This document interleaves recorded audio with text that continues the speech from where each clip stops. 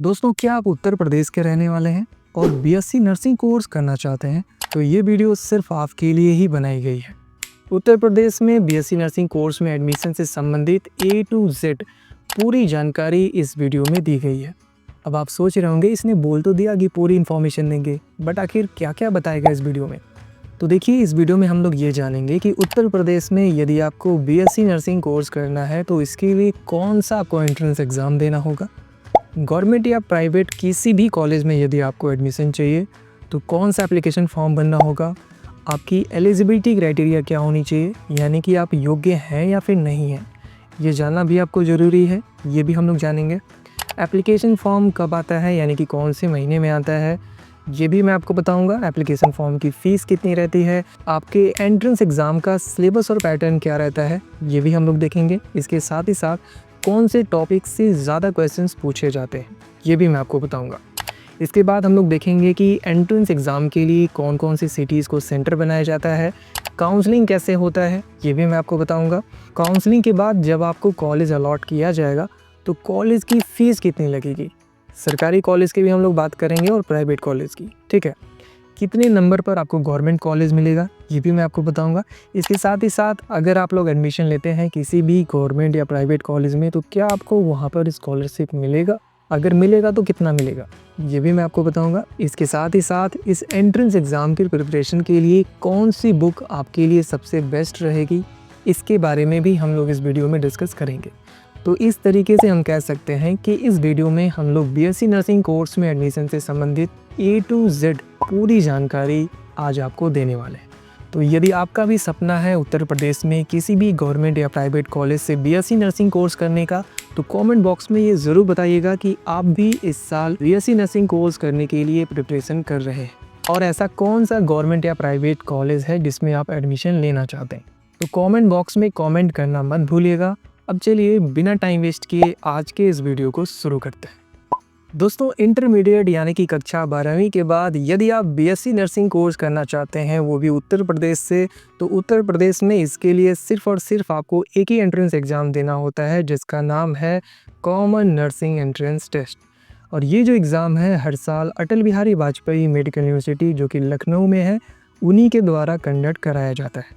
तो चाहे उत्तर प्रदेश के किसी भी गवर्नमेंट कॉलेज में आपको एडमिशन कराना हो या फिर किसी भी प्राइवेट कॉलेज में, अगर गवर्नमेंट कॉलेज की बात करें तो जैसे कि KGMU लखनऊ यानी कि किंग जॉर्ज मेडिकल यूनिवर्सिटी जो कि लखनऊ में है, doctor Ram Manohar Lohia institute of medical sciences जो कि लखनऊ में है, या फिर Uttar Pradesh university of medical sciences, किसी भी गवर्नमेंट कॉलेज या फिर प्राइवेट कॉलेज में आपको एडमिशन चाहिए तो सिर्फ और सिर्फ आपको एक ही एंट्रेंस एग्ज़ाम देना है, एक ही एप्लीकेशन फॉर्म भरना है।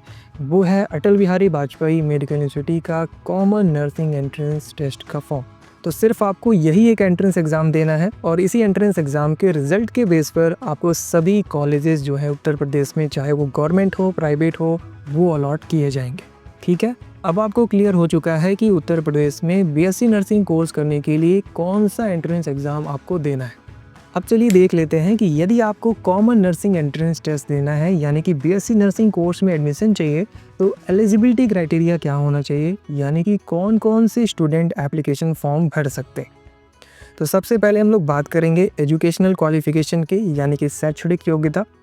तो कोई भी स्टूडेंट जो कि बीएससी नर्सिंग कोर्स करना चाहता है, सबसे ज़रूरी चीज़ ये है कि वो कक्षा 12 पास हो, यानी इंटरमीडिएट का जो एग्ज़ाम है वो पूरी तरह से पास होना चाहिए। और पास होने का मतलब ये है कि वो पूरी तरह पास होना चाहिए। ऐसा नहीं है कि प्रैक्टिकल में वो फेल है और वो ओवरऑल मिला करके वो पास हैं, तो ऐसा बिल्कुल भी नहीं है। पूरी तरह से पास होना अनिवार्य है, ठीक है। इसके साथ ही साथ वही स्टूडेंट इस कोर्स को कर सकते हैं जिनका इंटरमीडिएट में फिजिक्स, केमिस्ट्री, बायोलॉजी और इंग्लिश सब्जेक्ट हो, ठीक है। यहाँ पर इंग्लिश सब्जेक्ट जो है वो कंपलसरी है। इंग्लिश सब्जेक्ट का होना ज़रूरी है आपके इंटरमीडिएट के क्लास में। अगर नहीं है, सिर्फ आपने फिजिक्स, केमिस्ट्री, बायोलॉजी लिया है, बाकी के जो 2 सब्जेक्ट हैं वो डिफरेंट हैं, तो आप इस कोर्स को नहीं कर सकते, ठीक है। इसके साथ ही साथ सबसे इम्पॉर्टेंट चीज़, यदि ये नहीं है तो आप लोग एलिजिबल बिल्कुल भी नहीं है। देखिए, 12वीं में PCB यानी कि फिजिक्स, केमिस्ट्री, बायोलॉजी में मिला करके जनरल या OBC कैटेगरी के लिए कम से कम 45% मार्क्स होना चाहिए यदि आप किसी और कैटेगरी से हैं तो कम से कम 40% आपके मार्क्स होने चाहिए। अगर इससे कम है तो आप भी बीएससी नर्सिंग कोर्स के लिए एलिजिबल नहीं है। ठीक है, आई होप आप सभी को समझ में आ गया होगा। अब चलिए देख लेते हैं एज लिमिट को, यानी कि कम से कम कितना एज होना चाहिए और अधिक से अधिक कितना एज होना चाहिए। तो कोई भी स्टूडेंट जो कि बीएससी नर्सिंग कोर्स करना चाहता है उसकी एज कम से कम 17 साल होनी चाहिए। अगर इससे कम है तो वो बीएससी नर्सिंग कोर्स नहीं कर सकते। अब आपके मन में सवाल होगा कि आखिर कब तक हम चेक करें, यानी किस डेट तक हमारी जो एज है वो 17 साल होनी चाहिए। तो देखिए, जिस भी ईयर में आप लोग एडमिशन लेने चाह रहे हैं, जैसे कि अभी आप लोग 2026 में एडमिशन लेंगे तो 2026 में 31 दिसंबर तक आपकी जो एज है वो कम से कम 17 साल हो जानी चाहिए। अगर इससे कम हो रहा है तो आप उस साल बीएससी नर्सिंग कोर्स में एडमिशन नहीं ले सकते, आपको अगले साल ट्राई करना चाहिए। ठीक है, तो 17 से लेकर के 35 साल तक यदि आपका एज है तो आप लोग बेहिचक बीएससी नर्सिंग कोर्स कर सकते हैं, उसमें एडमिशन ले सकते हैं और ये जो एप्लीकेशन फॉर्म रिलीज़ होता है उसको आप लोग भर सकते हैं, कोई भी दिक्कत आपको नहीं आएगा। ठीक है, यहाँ तक क्लियर है। आगे अब चलिए बात करते हैं एप्लीकेशन फॉर्म की फ़ीस क्या रहती है। तो जनरल या ओबीसी कैटेगरी के लिए जो फ़ीस रहता है वो रहता है 3000 रुपये। एससी, एसटी, पीडब्ल्यूडी कैटेगरी के स्टूडेंट के लिए रहता है 2000 रुपये। ठीक है, ये हो गई फॉर्म की फ़ीस। अब आगे चलिए बात कर लेते हैं जो एंट्रेंस एग्ज़ाम होगा, जिसको कि कॉमन नर्सिंग एंट्रेंस टेस्ट के नाम से जानते हैं, उसका एग्ज़ाम पैटर्न कैसा होगा, यानी कि उस एंट्रेंस एग्ज़ाम में कितने क्वेश्चंस पूछे जाएंगे, नेगेटिव मार्किंग होगी कि नहीं होगी, एग्ज़ाम कैसे होगा, यानी कि ऑनलाइन होगा, ऑफलाइन होगा, ये चीज़ें जानना आप सभी के लिए बहुत ज़्यादा ज़रूरी है। और देखिए, वीडियो की स्टार्टिंग में मैंने जिन भी टॉपिक्स को बताया है कि इस वीडियो में कवर किया जाएगा, आप लोग थोड़ा पेशेंस रखिएगा, सभी टॉपिक को इस वीडियो में कवर किया जाएगा। तो बिल्कुल भी परेशान नहीं होना है। हो सकता है कुछ चीज़ें पहले डिस्कस करी जा रही हों और कुछ चीज़ों को हम लोग बाद में डिस्कस करेंगे। तो कोई भी टॉपिक को हम छोड़ने नहीं वाले हैं। जितना भी टॉपिक मैंने आपको बताया स्टार्टिंग में, उन सभी को कवर किया जाएगा। ठीक है, तो थोड़ा पेशेंस आपको रखना होगा, पूरी इन्फॉर्मेशन आपको मिलने वाला है। तो देखिए, कॉमन नर्सिंग एंट्रेंस टेस्ट जो होता है वो ऑफलाइन मोड में कराया जाता है, यानी कि ऑनलाइन ये एग्ज़ाम नहीं होती है। ऑफलाइन मोड में आपको ओएमआर शीट दिया जाता है जिसमें आपको आंसर्स को फिलअप करना होता है। ठीक है, इसके साथ ही साथ आपके एंट्रेंस एग्ज़ाम में इन सब्जेक्ट से क्वेश्चन पूछे जाते हैं, जैसे कि फिजिक्स से आपके एंट्रेंस एग्ज़ाम में 24 क्वेश्चन आएगा, हर एक क्वेश्चन 1 नंबर का होगा। तो इस तरीके से जो टोटल मार्क्स हो जाएगा फिजिक्स का वो हो जाएगा 24। इसी तरीके से केमिस्ट्री से क्वेश्चंस 24 आएंगे, इसमें भी 24 नंबर के क्वेश्चंस पूछे जाएंगे। बायोलॉजी यानी कि जीव विज्ञान से आपके एंट्रेंस एग्ज़ाम में 24 क्वेश्चन आएगा। इंग्लिश सब्जेक्ट से आपके एंट्रेंस एग्ज़ाम में 24 क्वेश्चन, बेसिकली ग्रामर से ही सारे क्वेश्चन पूछे जाते हैं। और एक और यूनिक टॉपिक है, आप सब आई थिंक नहीं जानते होंगे, इससे फैमिलियर नहीं है, वो है नर्सिंग एप्टीट्यूड। इससे 24 क्वेश्चंस आते हैं और ये बहुत ही स्कोरिंग सब्जेक्ट होता है, आसान होता है, बस थोड़ा सा आपको समझने की देरी है। अभी आगे मैं बताऊंगा कि किस तरह के क्वेश्चंस इसमें पूछे जाते हैं, तो वीडियो को ध्यान से देखिएगा, स्किप बिल्कुल भी मत करिएगा। इस तरीके से टोटल जो क्वेश्चंस आपके एंट्रेंस एग्ज़ाम में पूछे जाएंगे वो होंगे 120।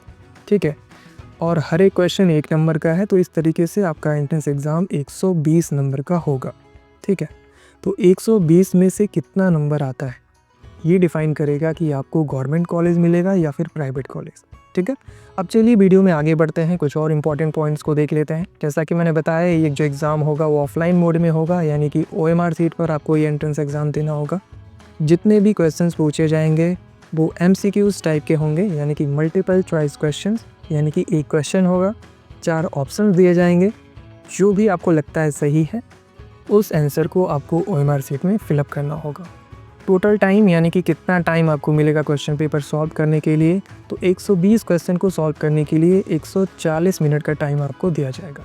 यानी कि इस एंट्रेंस एग्ज़ाम का जो ड्यूरेशन है वो रहता है 2 घंटे 20 मिनट का।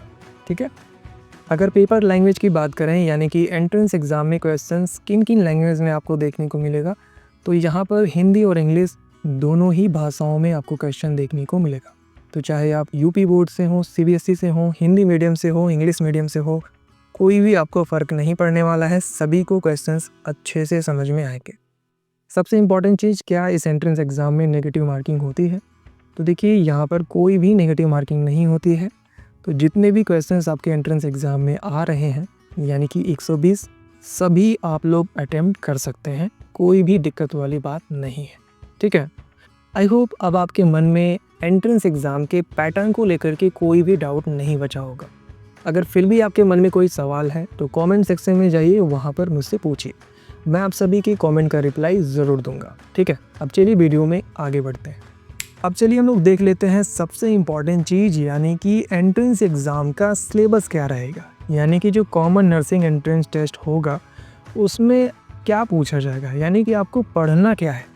ये जो बात है सबसे ज़्यादा ज़रूरी है, तो आप सभी को इसे बहुत ही ध्यान से देखना चाहिए। तो देखिए, इंटरमीडिएट यानी कि कक्षा 11 और 12 दोनों क्लासेस की मैं बात कर रहा हूँ। 11th और 12th में जो आपने पढ़ा है साइंस में, यानी कि फिजिक्स, केमिस्ट्री, बायोलॉजी और इंग्लिश लैंग्वेज में जो ग्रामर वाला पोर्शन आपने पढ़ा है, यहीं से सारे क्वेश्चंस आपके एग्ज़ाम में छपेंगे। ठीक है, छपेंगे का मतलब ये है कि वहीं से सारे क्वेश्चंस आएंगे, उसके बाहर से कुछ भी नहीं आएगा। ठीक है, तो चाहे आपका यूपी बोर्ड हो, सीबीएसई बोर्ड हो, इंटरमीडिएट में जो आपने फिजिक्स, केमिस्ट्री, बायोलॉजी पढ़ा हुआ है, यहीं से सारे क्वेश्चंस आएंगे। तो एक बार फिर से क्लियर हो जाइए कि आपको सिर्फ 12वीं का यानी कि 12th का नहीं पढ़ना है, आपको कक्षा 11 और 12 इन दोनों ही क्लासेस का फिजिक्स, केमिस्ट्री, बायोलॉजी अच्छे से आपको रिवाइज़ करना है, वहीं से सारे क्वेश्चंस आएंगे। NCERT की जो बुक होती है बहुत ही अच्छी मानी जाती है, उसको पढ़ने से हमारे जो भी फंडामेंटल्स डाउट्स होते हैं वो क्लियर होते हैं। तो ज़्यादातर जो क्वेश्चंस आते हैं आप ये बोल सकते हैं NCERT बेस्ड होते हैं। ठीक है, तो आई होप आप सभी के पास NCERT वाली बुक ज़रूर होगी, नहीं होगी तो उनके ऑफिशियल वेबसाइट से आप लोग डाउनलोड कर सकते हैं और वहाँ से जा कर के चीज़ों को रिवाइज़ कर सकते हैं, पढ़ सकते हैं। अगर आपको नहीं पता कि NCERT की बुक कैसे डाउनलोड करी जाती है तो यूट्यूब पे आप लोग सर्च कर लीजिएगा, बहुत सारे वीडियो हैं, वहाँ से देख करके आप लोग डाउनलोड कर सकते हैं। अब चलिए देख लेते हैं कि कौन कौन से ऐसे टॉपिक्स हैं जो कि बहुत ही ज़्यादा इंपॉर्टेंट हैं इस एंट्रेंस एग्ज़ाम के लिए, जो कि आपको अच्छे से रिवाइज़ करना ही करना है। अगर हम लोग फिजिक्स की बात करें तो फिजिक्स में ये जो टॉपिक है law of motion, optics, electricity और फिर मैग्नेटिज्म, तो ये जो 5 टॉपिक है, 4 टॉपिक बेसिकली, इसको आपको अच्छे से तैयार करना है। ठीक है, केमिस्ट्री की बात करें तो atomic structure, organic chemistry, chemical bonding, इन चैप्टर्स को अच्छे से तैयार करिएगा, यहाँ से ज़्यादातर क्वेश्चंस पूछे जाते हैं। ठीक है, बायोलॉजी की बात करें तो human physiology, plant kingdom, genetics, cell structure, इन टॉपिक्स से ज़्यादातर क्वेश्चन देखने को मिलते हैं। तो इन टॉपिक्स को अच्छे से रिवाइज करिएगा, यहीं से सारे क्वेश्चन पूछे जाएंगे। इंग्लिश लैंग्वेज यानी कि इंग्लिश वाले सब्जेक्ट की बात करें तो यहाँ से ज़्यादातर जो क्वेश्चन पूछा जाता है वो ग्रामर सेक्शन से आपके पूछे जाते हैं। तो इंटरमीडिएट में जो आपने ग्रामर पढ़ा हुआ है अच्छे से रिवाइज कर लीजिएगा। और कॉम्प्रिहेंशन से क्वेश्चंस आते हैं, यानी कि वहाँ पर आपको पैराग्राफ होगा, उससे रिलेटेड कुछ क्वेश्चंस होंगे। ठीक है, तो किस टाइप के क्वेश्चंस आते हैं आप यहाँ पर देख सकते हो, फिल इन द ब्लैंक रहेगा, जिसमें ज़्यादातर आर्टिकल्स और प्रीपोजिशंस के क्वेश्चंस आपको देखने को मिलेगा। इसके साथ ही साथ सिनोनिम और एंटोनिम से क्वेश्चंस रहेंगे, एक्टिव पैसिव वॉइस, और इसके साथ ही साथ नरेशन से भी क्वेश्चन रहेंगे, यानी कि डायरेक्ट और इनडायरेक्ट नरेशन। इसके बाद जो जैसे मैंने बताया अनसीन पैसेज, यानी कि एक पैराग्राफ होगा, उसी के आधार पर कुछ क्वेश्चंस आपके एंट्रेंस एग्जाम में पूछे जाएंगे। तो इंग्लिश में आपको इसी टाइप के क्वेश्चंस देखने को मिलेगा। तो इस तरीके के जितने भी क्वेश्चंस आप प्रैक्टिस कर सकते हैं ज़रूर कीजिएगा, एंट्रेंस एग्जाम में क्वेश्चंस ऐसे ही आएंगे। आगे बढ़ते हैं नर्सिंग एप्टीट्यूड, जो कि आप सभी के लिए बिल्कुल नया है। आई थिंक आपने इससे पहले कभी भी इसको नहीं देखा होगा, तो ये थोड़ा सा स्टूडेंट को नया लगता है, बट यकीन मानिए बहुत ही ज़्यादा स्कोरिंग सब्जेक्ट है, बस आपको थोड़ा समझने की ज़रूरत है। इसमें क्या होता है, एक नर्स बनने की जो एप्टीट्यूड है यानी मानसिकता, उसको चेक किया जाता है। इसमें मुख्य रूप से प्रोफेशनल एथिक्स, कम्युनिकेशन स्किल और बेसिक हेल्थ अवेयरनेस से क्वेश्चंस पूछे जाते हैं। ठीक है, सवाल किस तरीके हो सकते हैं तो यहाँ पर आप देख सकते हैं हॉस्पिटल में इन्फेक्शन कंट्रोल के नियम और मरीजों से बात करने का तरीका क्या होना चाहिए, एक नर्स की जिम्मेदारियाँ यानी कि ड्यूटीज़ क्या होनी चाहिए, इन्हीं सब से रिलेटेड क्वेश्चंस आपके एंट्रेंस एग्जाम में पूछे जाते हैं। तो यूट्यूब पे बहुत से चैनल्स हैं जहाँ पर नर्सिंग एप्टीट्यूड के क्वेश्चंस कराए गए हैं, प्रैक्टिस कराए गए हैं, तो सर्च करिए, वहाँ से उसकी प्रैक्टिस कीजिए। ठीक है, तो इस तरीके से कॉमन नर्सिंग एंट्रेंस एग्ज़ाम का जो सिलेबस है, पैटर्न है, मैंने अच्छे से यहाँ पर आपको बता दिया है। अब आपके ऊपर डिपेंड करता है कि आपको चीज़ें कहाँ से पढ़नी चाहिए, कितनी पढ़नी चाहिए, कितना हार्डवर्क करना है, ये सब कुछ आपके ऊपर डिपेंड करता है। अगर आप मुझसे पूछेंगे कि प्रिपरेशन कहाँ से करनी चाहिए, तो मैं आप सबको सजेस्ट करूँगा कि इंटरमीडिएट में जो भी आपने नोट्स बनाए हैं जो भी यहाँ पर टॉपिक है, जो भी सब्जेक्ट दिया गया है, इनसे रिलेटेड जितने भी आपने नोट्स बनाए हुए हैं उनको अच्छे से रिवाइज़ करिए और जितने भी क्वेश्चंस हैं एमसीक्यूज़ टाइप के आपकी बुक में ही है, उसी को सॉल्व करिए और बाहर से कुछ भी आपको पढ़ने की ज़रूरत नहीं है। सिर्फ जो नर्सिंग एप्टीट्यूड है इससे रिलेटेड यूट्यूब पे आप सर्च कर सकते हैं, बहुत सारे वीडियो मिलेंगे। उन वीडियोज़ में जो क्वेश्चंस हैं उसको आप लोग प्रैक्टिस करिए।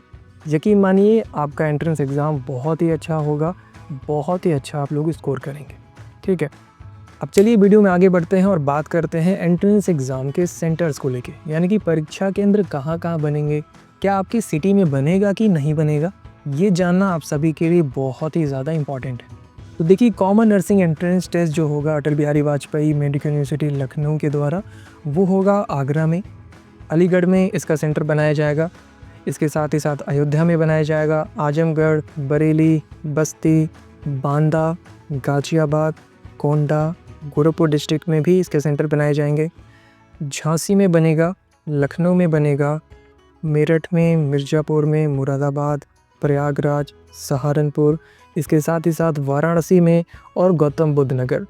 तो ये जो सिटीज़ हैं यहाँ पर एंट्रेंस एग्ज़ाम का सेंटर बनाया जाएगा। तो आपके घर के पास कौन सा सिटी है वो आप सेलेक्ट कीजिएगा और वहीं पे एग्ज़ाम सेंटर बनाए जाएंगे, तो उसी के आसपास आपको जो परीक्षा केंद्र है वो मिल जाएगा। ठीक है, तो ये बहुत ही बेसिक चीज़ है, आई थिंक आप सभी को अच्छे से समझ में आ गया होगा। अब जो सबसे इम्पॉर्टेंट चीज़ है जो आप सभी को समझना चाहिए, यहाँ पर इस वीडियो को बहुत ही ध्यान से देखिएगा कि एडमिशन प्रोसीजर क्या रहता है। यानी कि अगर आपको बीएससी नर्सिंग में एडमिशन चाहिए उत्तर प्रदेश में, तो कॉमन नर्सिंग एंट्रेंस टेस्ट देने के बाद उसके आगे क्या होगा, यानी कि एडमिशन प्रोसीजर क्या रहता है। तो देखिए, जैसे ही आप लोग कॉमन नर्सिंग एंट्रेंस टेस्ट दे देंगे उसके बाद शुरू होगी आपकी काउंसलिंग की प्रक्रिया। ठीक है, अब काउंसलिंग की प्रक्रिया जो होती है मैं आपको बता दूं पूरी तरह से ऑनलाइन होता है। इसमें जो भी स्टेप्स होगा आपको वो ऑनलाइन ही देखने को मिलेगा।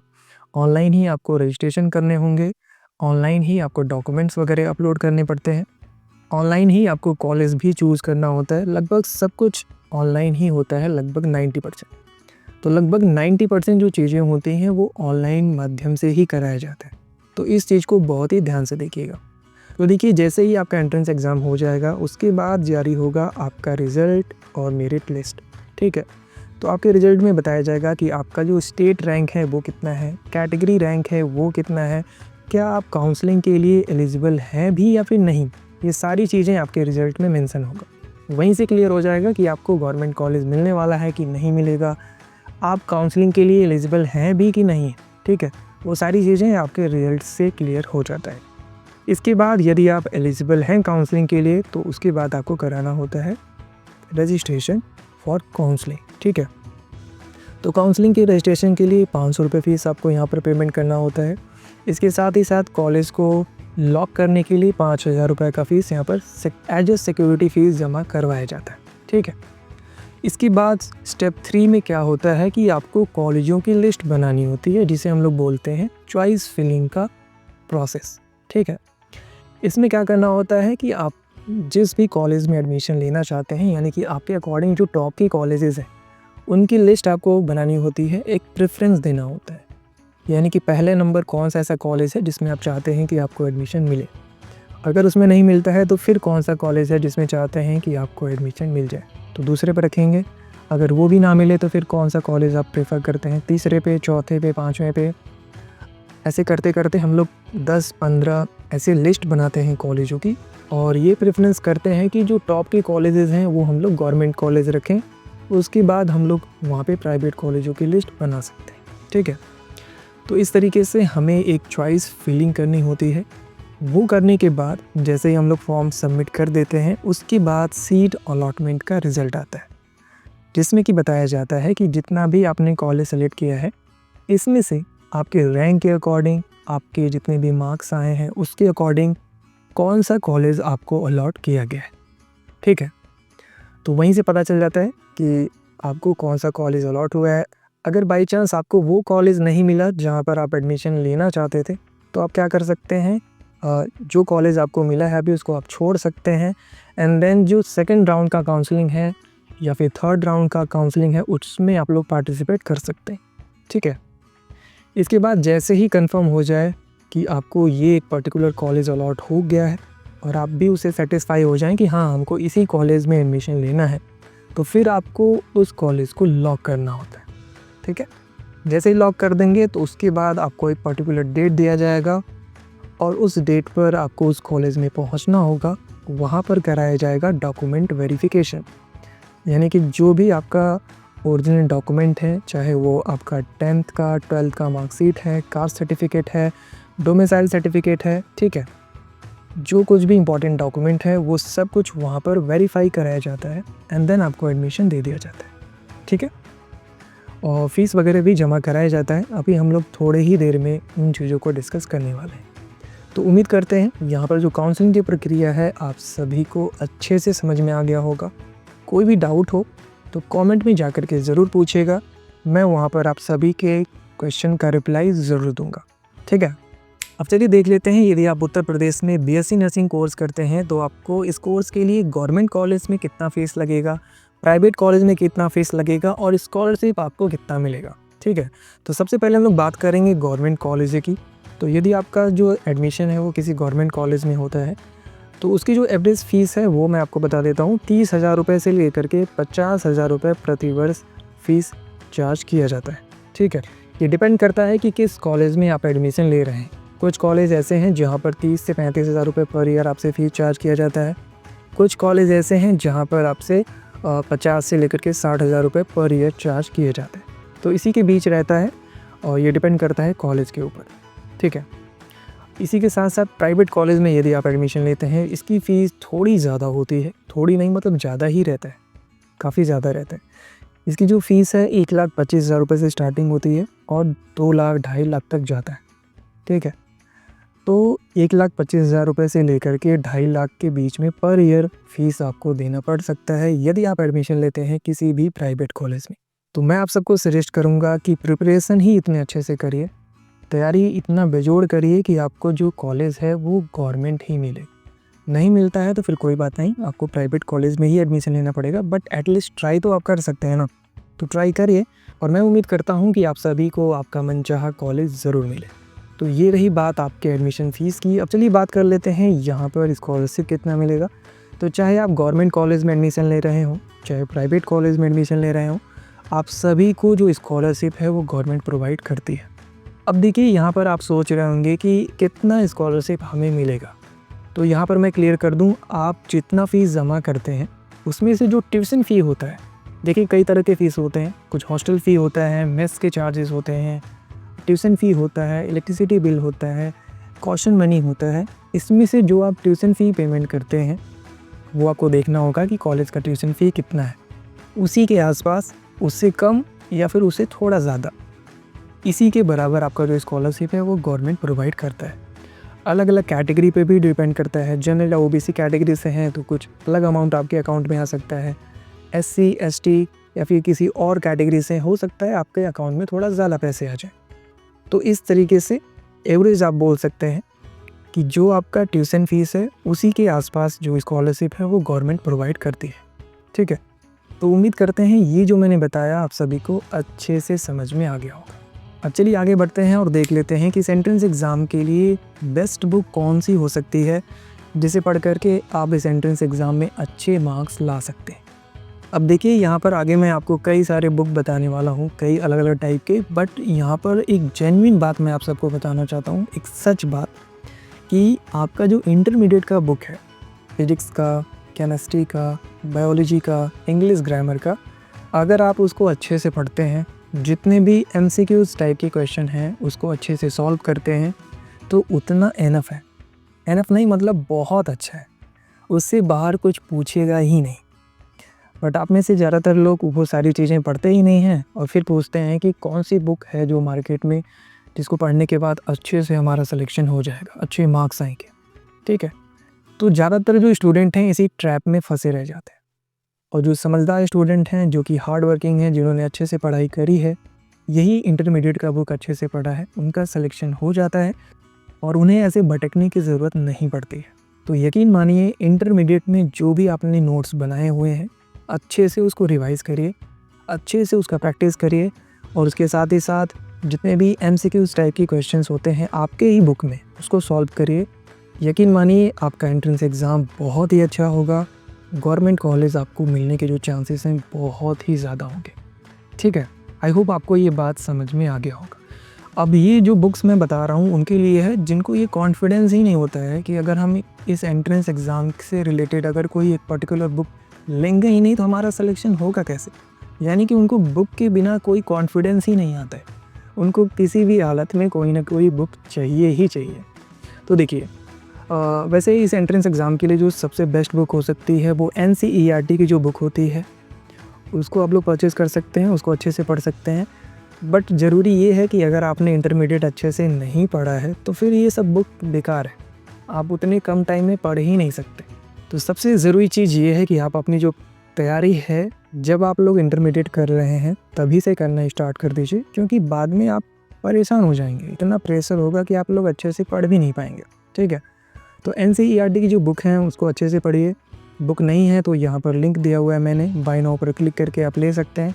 ये जो पेज है जहाँ से देख करके जो भी इन्फॉर्मेशन मैं आपको बता रहा हूँ ये मेरे ब्लॉग का है, मैंने अच्छे से ये आर्टिकल लिखा हुआ है। अगर आप लोग पढ़ना चाहते हैं तो इसका लिंक इसी वीडियो के डिस्क्रिप्शन बॉक्स में मिल जाएगा, वहाँ पर जा कर के क्लिक करके ये जितनी भी इन्फॉर्मेशन मैंने आप सभी के लिए तैयार किया है ये आप लोग देख सकते हैं, अच्छे से समझ सकते हैं। ठीक है, वहीं पर ये लिंक मिल जाएगा आपको NCERT की, या फिर इनकी ऑफिशियल वेबसाइट पर भी जा कर के आप लोग इन्हें फ्री में डाउनलोड कर सकते हैं। ठीक है, अब इसके बाद मार्केट में और भी बुक आपको दिखाई देंगे जहाँ पर प्रॉपर थ्योरी भी होता है, जिसको हम बोल सकते हैं all in one guide book, जिसमें थ्योरी भी होंगे, प्रीवियस ईयर के क्वेश्चन पेपर भी होंगे और प्रैक्टिस सेट भी दिए होंगे। तो लगभग सब कुछ उसमें रहता है, काफ़ी मोटी बुक आपको देखने को मिलेगा। ठीक है, तो अगर आपके पास काफ़ी टाइम है, आप लोग उतनी मोटी बुक पढ़ सकते हैं, इतनी हैबिट है तो आप लोग वो बुक ले सकते हैं। ठीक है, अब कौन सा पब्लिकेशन है ये सारी चीज़ें अगर आप पूछेंगे तो मैं आपको बता सकता हूँ कि अरिहंत पब्लिकेशन होता है, बहुत ही जाना माना है। उकार पब्लिकेशन है। ठीक है, इसी तरीके से और भी कुछ पब्लिकेशन है मार्केट में, तो वहाँ पर आप देखिए उन बुक को, अगर आपको समझ में आ रहा है तो वो आप ले सकते हैं। ऑनलाइन ख़रीदना है तो इसका लिंक मेरे ब्लॉग पर मिल जाएगा, जाएंगे तो बाय नाउ का लिंक है, क्लिक करके आप लोग परचेज़ कर सकते हैं। ठीक है, इसी तरीके से मार्केट में एक और बुक आती है एक और टाइप की, जिसको बोलते हैं प्रैक्टिस सेट या फिर सॉल्व पेपर। इसमें कई साल के क्वेश्चन पेपर भी दिए गए होते हैं, यानी कि क्वेश्चंस जो आपके एंट्रेंस एग्ज़ाम में आए हुए होते हैं उनको प्रॉपर सॉल्व करके वहाँ पर दिया गया होता है। इसके साथ ही साथ जो एंट्रेंस एग्ज़ाम में क्वेश्चंस पूछे जाते हैं उसी से सिमिलर कई प्रैक्टिस सेट दिए गए होते हैं। जैसे आप एंट्रेंस एग्ज़ाम के दौरान एग्ज़ामिनेशन हॉल में जो क्वेश्चन पेपर सॉल्व करेंगे बिल्कुल वैसा ही उसी तरह से आप घर पर भी टाइमर लगा करके प्रैक्टिस कर सकते हैं प्रैक्टिस सेट को लेकर के, और ये जान सकते हैं कि आपकी जो प्रिपरेशन है वो प्रॉपर हुई है नहीं हुई है, क्या आप उस दिए गए टाइम में क्वेश्चन पेपर को सॉल्व कर पा रहे हैं कि नहीं कर पा रहे हैं, और किस टाइप के क्वेश्चन पूछे जाते हैं, क्या डिफ़िकल्टी लेवल रहता है, ये सब कुछ पता चल जाता है आपको प्रैक्टिस सेट के थ्रू। तो आप चाहे घर पे प्रिपरेशन कर रहे हों, सेल्फ स्टडी कर रहे हों या फिर किसी भी कोचिंग से आप प्रिपरेशन कर रहे हों, आपके पास प्रैक्टिस सेट ज़रूर होना चाहिए। तो कोई भी प्रैक्टिस सेट ले लीजिए जिसमें बहुत सारे क्वेश्चंस दिए गए हों MCQs टाइप के, और ख़ास बात एक और है इसका कि इसमें नर्सिंग एप्टीट्यूड के भी क्वेश्चंस आपको देखने को मिल जाएंगे। तो कोई सा भी ले लीजिए मार्केट में जो आपको अच्छा लगे। जैसे आप मेरे लिंक से लेना चाहते हैं तो मेरे ब्लॉग पर लिंक है ये वाला, common nursing entrance test practice set के नाम से। तो बाय नाउ पर क्लिक करेंगे तो बहुत सारे आपको वहाँ पर प्रैक्टिस सेट देखने को मिल जाएगा, जो भी आपको पसंद आता है वो आप लोग बाई कर सकते हैं। ठीक है, तो उम्मीद करते हैं लगभग सब कुछ हमने इस वीडियो में कवर कर लिया है जो कि आपको BSc नर्सिंग में एडमिशन लेने से पहले जानना चाहिए यदि आप उत्तर प्रदेश से हैं तो चलिए एक बार फटाफट से वीडियो को समराइज़ करते हैं। अगर कोई टॉपिक छूट गया है स्टार्टिंग में तो परेशान मत होइए, यहीं पर हम उनको कवर कर लेंगे। ठीक है, तो क्या उत्तर प्रदेश में BSc नर्सिंग के लिए नीट एग्ज़ाम देना ज़रूरी है? ऐसा बहुत सारे स्टूडेंट के मन में ये सवाल आता है। ठीक है, तो देखिए BSc नर्सिंग में यदि आपको करना है उत्तर प्रदेश में तो नीट एग्ज़ाम देने की ज़रूरत बिल्कुल भी नहीं है। ठीक है, कौन सा एग्ज़ाम के थ्रू होता है एडमिशन? तो उत्तर प्रदेश में जितने भी गवर्नमेंट या प्राइवेट कॉलेजेस हैं, एम्स को छोड़ करके, ठीक है, एम्स के जो कॉलेजेस हैं उसके लिए एम्स BSc नर्सिंग का अलग से एंट्रेंस एग्ज़ाम होता है। अगर आपको एम्स में एडमिशन चाहिए तो एम्स का BSc नर्सिंग का एंट्रेंस एग्ज़ाम आपको देना होगा। ठीक है, तो उसकी बात नहीं कर रहे हैं। उसके अलावा उत्तर प्रदेश में जितने भी गवर्नमेंट या फिर प्राइवेट कॉलेज है जहाँ पर बीएससी नर्सिंग कराया जाता है, अगर आपको उसमें एडमिशन चाहिए तो कॉमन नर्सिंग एंट्रेंस टेस्ट ही आपको देना होगा। कोई भी नीट एग्ज़ाम आपको नहीं देना है, ठीक है। अब एक और डाउट रहता है, क्या कॉमन नर्सिंग एंट्रेंस टेस्ट जो होता है उसमें नेगेटिव मार्किंग होती है? तो जैसा कि मैंने ऑलरेडी आप सभी को बता दिया है कि कॉमन नर्सिंग एंट्रेंस टेस्ट में कोई भी नेगेटिव मार्किंग नहीं होती है। 120 क्वेश्चन पूछे जाते हैं, आप सभी क्वेश्चन को अटेम्प्ट कर सकते हैं, ठीक है। आगे बढ़ते हैं। सवाल रहता है स्टूडेंट लोग का कि सरकारी कॉलेज के लिए कॉमन नर्सिंग एंट्रेंस टेस्ट में कितने नंबर होने चाहिए, यानी सेट स्कोर क्या है। वो अगर हमें कहीं पता चल जाता है तो एक कॉन्फिडेंस आ जाता है और एक टारगेट हो जाता है कि हमको कम से कम इतना नंबर लाना चाहिए। तो मैं आपको बता दूं, यदि आप जनरल या ओबीसी कैटेगरी से हैं तो पिछले कुछ वर्षों में देखा गया है कि जिन भी स्टूडेंट का 90 या फिर उससे ज़्यादा नंबर आया है एंट्रेंस एग्ज़ाम में, तो उनको कोई ना कोई गवर्नमेंट कॉलेज में एडमिशन मिल गया है। तो आप ये मान के चलिए कि इस साल हो सकता है थोड़ा सा कॉम्पिटिशन ज़्यादा हो, क्योंकि हर साल बच्चे बढ़ रहे हैं। तो ये मान के चलिए कि कम से कम आपका 95 या फिर उससे ज़्यादा नंबर है, तो आपको गवर्नमेंट कॉलेज लेने में कोई दिक्कत नहीं आनी चाहिए। बट अगर यदि आप 100 से ज़्यादा नंबर लाते हैं, 100 प्लस, तो फिर तो आपको कोई रोक ही नहीं सकता, आपको कोई ना कोई गवर्नमेंट कॉलेज ज़रूर मिलेगा, ठीक है। अगर इससे कम आता है तो घबराने की ज़रूरत नहीं है, आपके लिए प्राइवेट कॉलेज हमेशा के लिए खुले हुए हैं। आप किसी भी प्राइवेट कॉलेज में जाकर के एडमिशन ले सकते हैं। बशर्ते आपको काउंसलिंग में पार्टिसिपेट करना पड़ेगा, कॉलेजों की लिस्ट बनानी पड़ेगी, देन ये जो प्रोसीजर है इसको फॉलो करेंगे, आपको कॉलेज मिल जाएगा, ठीक है। अब सबसे इम्पॉर्टेंट सवाल काफ़ी स्टूडेंट पूछते हैं कि कॉमन नर्सिंग एंट्रेंस टेस्ट का जो फॉर्म है वो कब आएगा, कौन से महीने में आता है। तो देखिए, कॉमन नर्सिंग एंट्रेंस टेस्ट का जो एप्लीकेशन फॉर्म है अभी 2026 में आने वाला है, इस साल तो निकल चुका है, ठीक है। तो वो जो एप्लीकेशन फॉर्म है हर साल, अब देखिए ये वीडियो हो सकता है आप बहुत बाद में देख रहे हो, 2026 के बाद भी अगर आप देख रहे हैं, तो जो एप्लीकेशन फॉर्म है वो हर साल अप्रैल महीने के फर्स्ट वीक में या फिर सेकेंड वीक में रिलीज़ कर दिया जाता है, ठीक है। अगर मान लीजिए पहले दूसरे सप्ताह में नहीं आता है तो अप्रैल के लास्ट तक ये जो एप्लीकेशन फॉर्म है वो जारी कर दिया जाता है, ठीक है। और ये जो एप्लीकेशन फॉर्म है ये अटल बिहारी वाजपेयी मेडिकल यूनिवर्सिटी के ऑफिशियल वेबसाइट पर जारी किया जाता है, वहीं से फॉर्म भरा जाता है, वहीं से काउंसलिंग भी होता है। जो भी चीज़ें होती हैं अटल बिहारी वाजपेयी मेडिकल यूनिवर्सिटी की ऑफिशियल वेबसाइट से ही होती हैं। तो किसी भी अनवांटेड वेबसाइट पर जाकर के फॉर्म आप लोग मत भर दीजिएगा। हमेशा ध्यान रखिएगा कि फॉर्म जो आपको भरना है वो अटल बिहारी वाजपेयी मेडिकल यूनिवर्सिटी के ऑफिशियल वेबसाइट पर जाकर के ही भरना है। एक और कॉमन सा क्वेश्चन रहता है कि क्या आर्ट्स या कॉमर्स के जो स्टूडेंट हैं वो बीएससी नर्सिंग कर सकते हैं। तो इसका जवाब है कि नहीं, बीएससी नर्सिंग कोर्स केवल साइंस स्ट्रीम के ही स्टूडेंट कर सकते हैं, और वो भी कौन से स्टूडेंट, जिनका इंटरमीडिएट में फिजिक्स हो, केमिस्ट्री हो, बायोलॉजी हो और इंग्लिश सब्जेक्ट हो, ठीक है। ध्यान रखिएगा, इंग्लिश सब्जेक्ट जो है यहाँ पर कंपलसरी है, इंग्लिश सब्जेक्ट तो होना ही चाहिए। तो ये जो जिनके सब्जेक्ट हैं यानी बायोलॉजी ग्रुप के जो स्टूडेंट हैं वही बीएससी नर्सिंग में एडमिशन ले सकते हैं। बाकी इसके अलावा कोई भी स्ट्रीम है आपका, आप बीएससी नर्सिंग कोर्स नहीं कर सकते। सो दोस्तों, उम्मीद करते हैं ये वीडियो आप सभी के लिए काफ़ी हेल्पफुल रही होगी। जो कुछ भी मैंने आपको यहाँ पर बताया है अच्छे से आप सभी को समझ में आ गया होगा, और उम्मीद करते हैं बीएससी नर्सिंग में एडमिशन से रिलेटेड, यदि आप उत्तर प्रदेश में हैं, अगर आपको यहाँ पर बीएससी नर्सिंग में एडमिशन चाहिए, उससे रिलेटेड जितने भी आपके मन में सवाल उठ सकते हैं, जो भी डाउट हो सकते हैं, उन सभी को हमने प्रयास किया है इस वीडियो में दूर कर दिया जाए। अगर इसके बाद भी आपके मन में कोई सवाल है, कोई डाउट है, तो कमेंट सेक्शन आपके लिए खुला हुआ है, जाइए और वहाँ पर अपने क्वेश्चंस को पूछिए। मैं आप सभी की कमेंट पढ़ता रहता हूँ, आप सभी के जो क्वेश्चन का जवाब है मैं आपको वहाँ पर दे दूँगा। अगर आप मुझसे पर्सनली कांटेक्ट करना चाहते हैं तो आप लोग मुझे इंस्टाग्राम पे फॉलो कर सकते हैं। सभी जो मेरे सोशल मीडिया अकाउंट के लिंक हैं इसी वीडियो के डिस्क्रिप्शन बॉक्स में आपको देखने को मिल जाएगा। तो फिलहाल दोस्तों, आज के इस वीडियो में सिर्फ इतना ही। बहुत ही जल्द मिलते हैं अपने नेक्स्ट वीडियो में, तब तक के लिए wish you all the best.